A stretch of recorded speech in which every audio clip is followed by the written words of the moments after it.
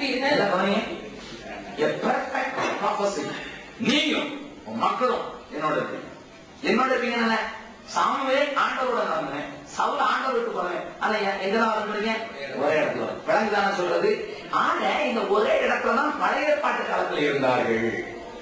அந்த நாளிலே இயேசு சிலுவையிலே அறியப்பட்டு அந்த ஆவியிலே பாதாளத்துக்கு இறங்கி, அதத்தான் சபையில சொல்லுவாங்க, என்ன விசுவாச பிரமாணம் சொல்லுவாங்க.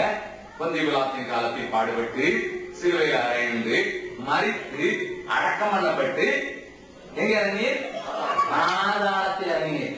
மரித்த இயேசு அவருடைய ஆவி பாதாளத்தில் இறங்கும் போதுதான் சாத்தான் பெரிய கொண்டாட்டம் கொண்டு விட்டான். மனுஷகுமாரனை அடித்தாச்சு, நம்ம தலையை நசுக்க வந்தவருடைய உயிரை எடுத்தாச்சுன்னு சாசு லூசிபரும் அவங்க எல்லாரும் சேர்ந்து பாட்டி கொண்டாடி இருக்கும்போது இயேசு உள்ளே இறங்கி போனார்.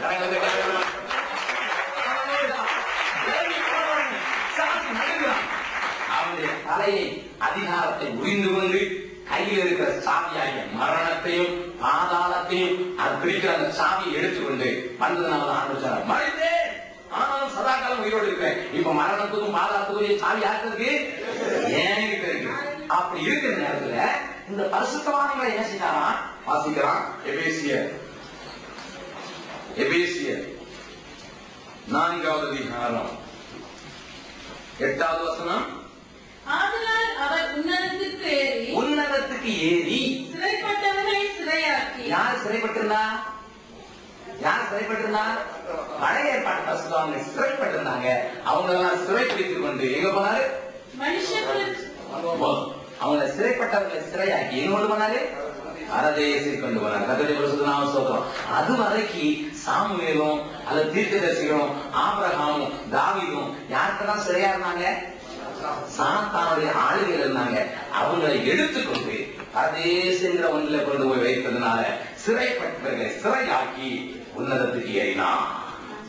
இப்ப ஆண்டவர் சொல்றாரு, மறித்தேன் ஆனாலும்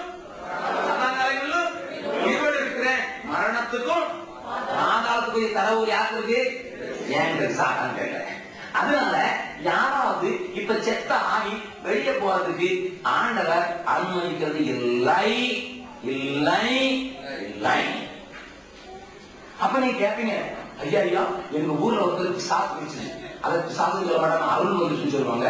அருள் வந்த போது அவங்க சொன்னாங்க, அது செத்து போன ஒரு ஆளை சொல்லி நான் தற்கொலை செய்து கொள்ள அந்த ஆளும் வந்திருக்கேன், எனக்கு ஆடு அடிச்சு கொடுத்து மாடு அடிச்சு கொடுத்து ரத்தம் வந்தது அடி அப்படின்னு சொல்லி நாங்கள் கேள்விப்பட்டிருக்கோம். அதெல்லாம் என்னது? அது இந்த பொல்லாத பிசாசினுடைய தூதர்கள் அந்த ஆள் நடந்த காரியத்தெல்லாம் அறிஞ்சிருக்கிறபடினால, ஏன்னா பிசாசு கொஞ்சம் தெரியும், அதுக்கு நாலேஜ் இருக்குது. அந்த பழைய நாலேஜ் வச்சு குரலை கூட மாத்தி பொம்பளை வாயிலிருந்து பேசினா ஆம்பளை மாதிரி பேசி எனக்கு சுருட்டு கொண்டு வா, எனக்கு வாழையில போட்டு சாப்பாடு கொண்டு வா அப்படிலாம் சொல்றது யாரு? அசுத்த ஆவி, மரித்தவருடைய ஆவி இல்லை. இலங்கையிலிருந்து வந்திருக்கீங்க. புத்த பிச்சுகள் இன்னைக்கு சொல்லிக் கொடுக்கறதெல்லாம் மறைத்து போன ஆவியில் போய் சுத்திக்கிட்டு இருக்குதான். அதனாலதான் இலங்கையில இருக்கிறவங்க நிறைய டெலிவரன்ஸ் வேண்டி இருக்குது. அதனாலதான் ஆண்டவர் ஊட்டி எடுக்கிறாரு. வழங்குதா? ஏன்னா நீங்க இருந்துட்டு வந்த பூமியே அப்படித்தான். அவங்க செத்தவனை கும்பிட்டு செத்த ஆவிகளை இறங்கி சுத்தி வர்றதுன்னு நம்ம நினைச்சிருக்கோம். அது பிசாசுகள். இந்த பேர்ல ஆட்களை வஞ்சித்துக் கொண்டிருக்கிறது. வஞ்சிக்கப்படாதீர்கள். அப்ப யார் மேலையும் அருள் வந்துட்டு சொல்லி அவங்க பேர் இவங்க பேர் செத்து போனாங்க, நான் அங்க ஆக்சிடென்ட் செத்து போனேன், இங்க வந்து தூக்கு போட்டு செத்துக்கிட்டேன், நான் இங்க விஷம் போட்டு செத்துட்டேன், நான் வந்திருக்கேன், நான் தான் தேவி அப்படி இப்படின்னு யாராவது சொன்னாங்கன்னா நீங்க ஏமாறவே வேண்டாம். அது எந்த ஆவிதான்? எந்த ஆவிதான்? சாத்தானின் அதிகாரம் எல்லாம் பறித்து கொண்டார்.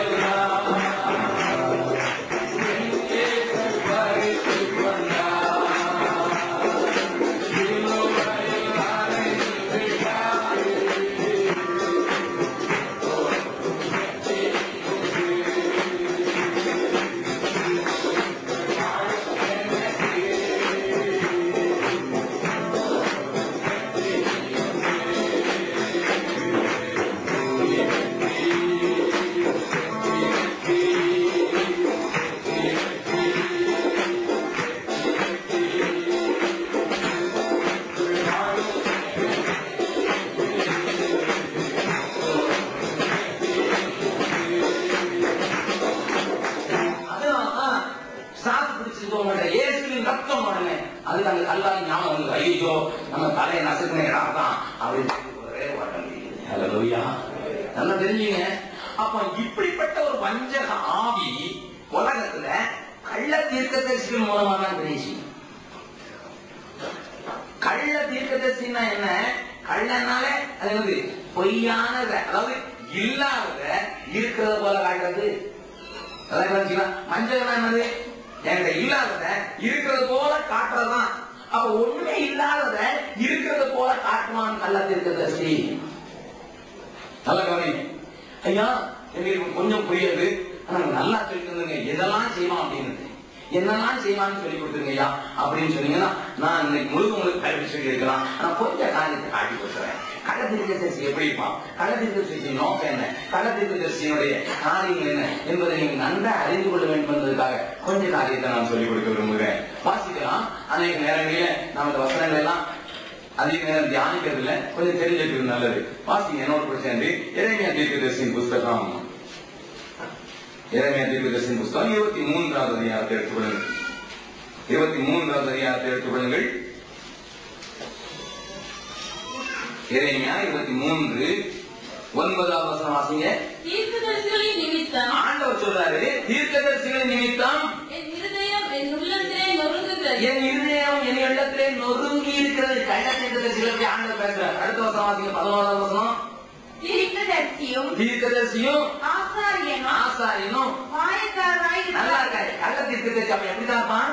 மாயம் பண்ணுவான். அதாவது இல்லாததை இருக்கிறத போல காட்டுவான். அடுத்த வசனம் வாசிங்க. 13வது வசனம். சமாரியாவின் தீர்க்கதரிசிகளிலே மதிகேட்டை கண்டேன். என்ன மதிகேடு? 14வது வசனம். எருசலேமின் தீர்க்கதரிசிகளிலும் திருக்கத்தக்க காரியத்தை கண்டேன்.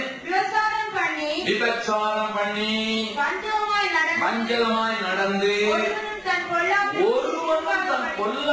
பொல்லாப்பை விட்டு திரும்பாதபடிக்கு பொல்லாதவரின் கைகளை திறப்படுவார். கள்ளத்தீர்க்கதரிசி என்ன செய்வான்? பொல்லாப்பை விட்டு பாவத்தை விட்டு திரும்பணும்னு சொல்லவே மாட்டான். நல்லா கவனி. மனம் திரும்புதல பிரசங்கிக்காத பிரசங்கியார யாரும் ஏற்படாது. ஆண்டவர் திட்டமா சொல்லியிருக்கிற காரியம் மனம் திரும்புங்கள், பரவராஜ்யம் சமீபமாயிருக்கு. அதான் சரியான தீர்க்கதரிசனம், உண்மையான தீர்க்கதரிசனம். அந்த தீர்க்கதரிசி எல்லா இடம் பரவாயில்ல. ஆனா மனம் திரும்புதலை குறித்து பிரசங்கிக்காம யாராவது பிரசங்கம் பண்ணாங்கன்னா நீங்க நேரம் நினைச்சிடலாம், இந்த ஆளுக்கு ஏதோ ஒரு தகராறு இருக்குது. நல்ல கவனிங்க. சபையை பார்த்து ஆண்டவர் சொல்றாரு, மனம் திரும்பு, உங்க ஆவி அங்க விட்டாண்டு அறிந்து மனம் திரும்பு, எந்த நிலையை விழுந்தாயிரம் மனம் திரும்பு. சபைக்கு கூட ஆண்டவர் சொன்னார்கள், மனம் திரும்பு மனம் திரும்பு மனம் திரும்பு மனம் திரும்பு பேச வேண்டிய அவசியம் உண்டு.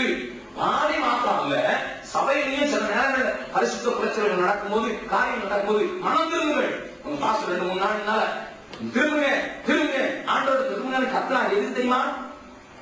உண்மையான தீர்க்கதரிசி என்ன செய்வான்? பொல்லாப்பை விட்டு திரும்ப பண்ணுவான். கள்ள தீர்க்கதரிசி என்ன செய்வான்? பொல்லாதவருடைய கையை திடப்படுத்தும். கல்நாட்டை அடிக்கிறத கத்தை காத்துக்கணும்னா ஆண்டவனை ஆசீர்வதிப்பாரா? கல்நாட்டை அடிக்கிறான், அதை கத்தை காத்துக்கணுமா? ஆனா தீர்க்கதரிசி என்ன சொல்றாரு? ஆண்டவரே என்னுடைய வியாபாரத்தை பெருக பண்ணி எல்கையை பெருக பண்ண, கல்நாடு எல்லா இடத்துக்கும் போனதுக்கு இப்படி தீர்க்கதரிசி சொல்றவங்க எனக்கு தெரியும். நான் பேர் சொல்ல விரும்பல. ஏன்னா அவருக்கு ஆதாயம், அவருக்கு அதுல கொஞ்சம் காசு வந்துட்டே இருக்கும். அதனால இப்படி தீர்க்கதரிசி சொல்றதும் உண்டு. அப்ப கள்ள தீர்க்கதரிசியை நல்லா கண்டுபிடிக்கிறதுக்கு எப்பவும் ஒரு டெஸ்ட் வச்சுக்கணும். என்ன வச்சுக்கணும்? பொல்லாப்பை விட்டு திரும்பாதபடிக்கு பொல்லாதவர்களின் கையை என்ன செய்யறாங்க?